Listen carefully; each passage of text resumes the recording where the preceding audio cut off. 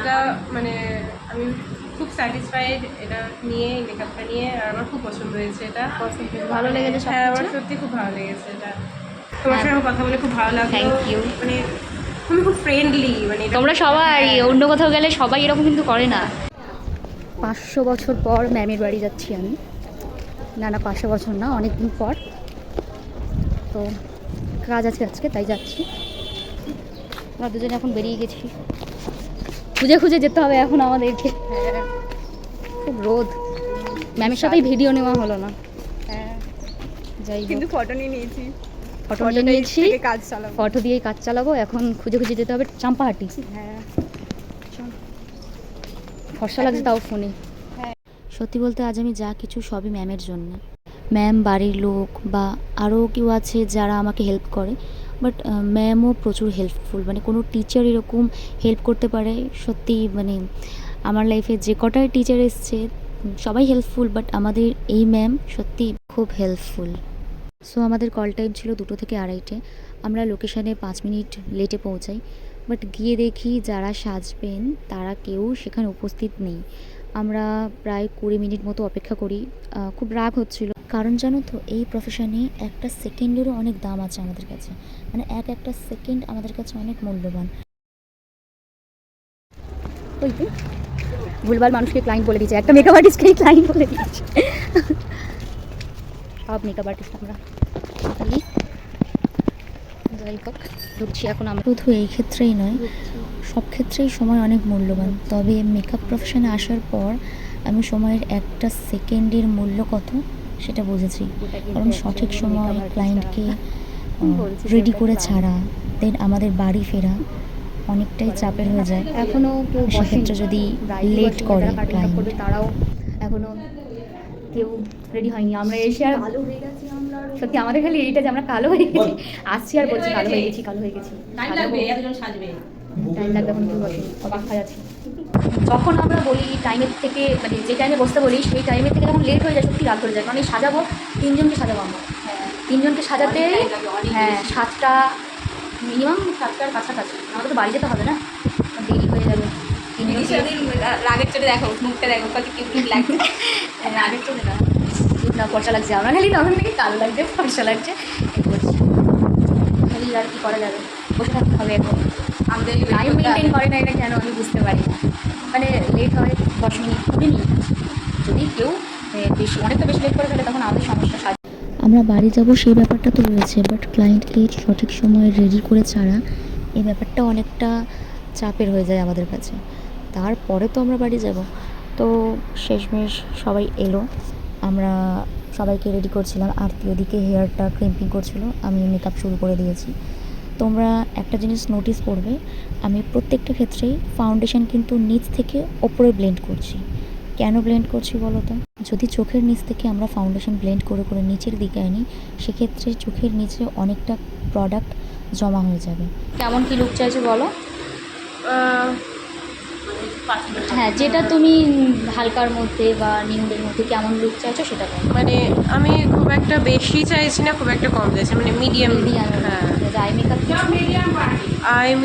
I মেকআপটা হালকা না ডিপের মধ্যে? ডিপের মধ্যে, মানে একটুখানি একটু ডিপ কালার হবে। হ্যাঁ, আর লিপস্টিক নিউড না ডার্ক? লিপস্টিকটা তোমার উপর ছেড়ে দিলাম আমি। ঠিক আছে। দেন তারপর কিন্তু চোখের নিচটা দেখতে অনেকটা খারাপ লাগবে, অনেকটা কেকি হয়ে যাবে।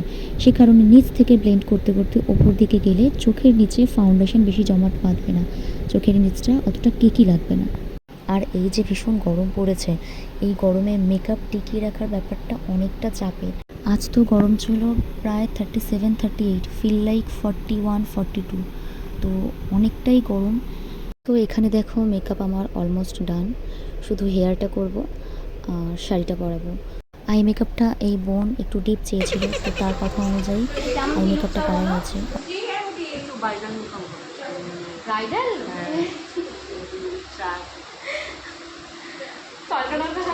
হ্যাঁ হ্যাঁ, কি বল না না না না না না না, ব্রাইডাল মানে ওই বোনের মতো। তোমার শাড়ি কালারটা কি? অবাক হয়ে গেলাম, বলছি কলকা হবে না না, আমি দিন পরেই হবে। অবশ্যই ক্লায়েন্টের কথা আমাদের শোনা উচিত, তাদের পছন্দ অপছন্দ মাথায় রেখেই আমাদের কাজটা করা উচিত। তো তারা যেমনটা চেয়েছে আমি তেমনটা করারই চেষ্টা করেছি, তাদের খুব পছন্দও হয়েছে। আর এই যে দিদিকে আমি মেকআপ করাচ্ছি, এ তো এত ঘামছে, এত পরিমাণ ঘামছে, ঘেমে ওর চুল পুরো ভিজে গেছে, মনে হচ্ছে যেন ওর মাথা থেকে কেউ জল ঢেলেছে, টপ টপ করে ঘাম গড়াচ্ছে। মানে ভাবতে পারছো কতটা চাপের এই মেকআপটা টিকিয়ে রাখা। মানে এত পরিমাণ ঘামতে আমি কাউকে দেখিনি।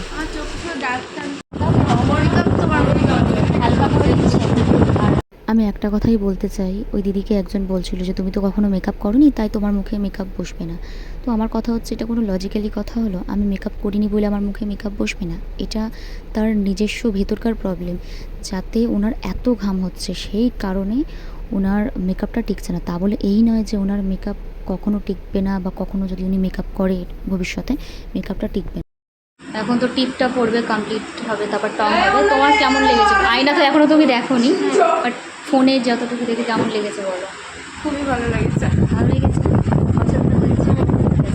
বলো কেমন লাগলো? এটা মানে আমি খুব স্যাটিসফাইড এটা নিয়ে, মেকআপটা নিয়ে। আর আমার খুব পছন্দ হয়েছে এটা। ভালো লেগেছে হ্যাঁ, আমার সবকিছু? সত্যি খুব ভালো লেগেছে এটা। এমনি তোমরা অনেক মিশুকে, তোমাদের সাথে কথা বলে ভালো লেগেছে। তো আমার এইখানটা না একটা ক্লিপিং, তোমার সাথে আমার কথা বলে খুব ভালো লাগলো। Thank you. মানে তুমি খুব ফ্রেন্ডলি, মানে এটা- তোমরা সবাই অন্য কোথাও গেলে সবাই এরকম কিন্তু করে না। সেজে কেমন লাগলো এটা একটু বলো। খুব ভালো লেগেছে, আর তুমি খুব ফ্রেন্ডলি, তোমরাও খুব ফ্রেন্ডলি। কাজ কমপ্লিট হলো কটা বাজে? কটা বাজে? 7:15। এই যে আমরা কাজ কমপ্লিট করে বাড়ি যাচ্ছি এবার। আমরা অন্যকে সাজিয়ে আমরা কালটুস হয়ে গেছি, আমাদের অবস্থা খারাপ হয়ে গেছে সাজিয়ে। হ্যাঁ, গান চলছে, গান। আর এত গরমে নাম নেই। আর আমাদের ভিডিওর ক্যামেরা পুরো করবে। কি অবস্থা হয়েছে আমাদের দুজনের মেকআপ করে এসে আমার তো সুন্দর বেশ। করে আমরা পেতনি হয়ে গেছি। পেতনি হয়েছে না? এই কাজ নেই না, এই টোনটাই ঠিক আছে, যা টোন সেটাই ঠিক আছে।